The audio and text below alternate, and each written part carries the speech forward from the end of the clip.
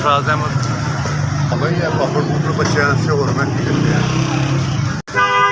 पापड़ भी बेचदा तो जुत्तियां सिलाई भी करता। ये पैकेट के विचों 10-15 रुपये पाई ये है रोटी का आसरा। और मैं बैंक बैलेंस मेरा है कोई नहीं। बेगम फौत हो गई मेरी, मुंडा मेरा है वो सहुरे चले गया।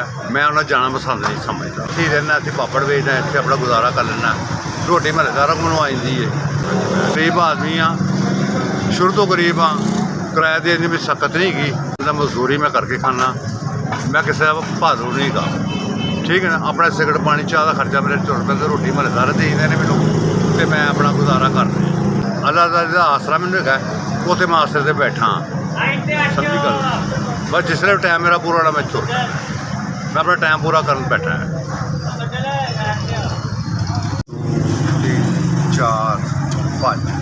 5,000 रुपये मिले, 5,000 मिले जिन्हें भेजा उन्हें खुश नसीब हो, उन्होंने ज़्यादा दे।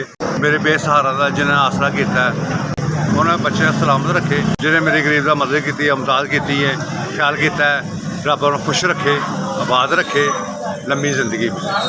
SPS जिन्हें मेरे आए गरीब खाने ते आए ने, मेरी इमदाद की है, मेहरबानी उन्होंने। PS मैं तेरा सलाम करदा, सलूट करदा, मेरे गरीब खाने ते आए हो।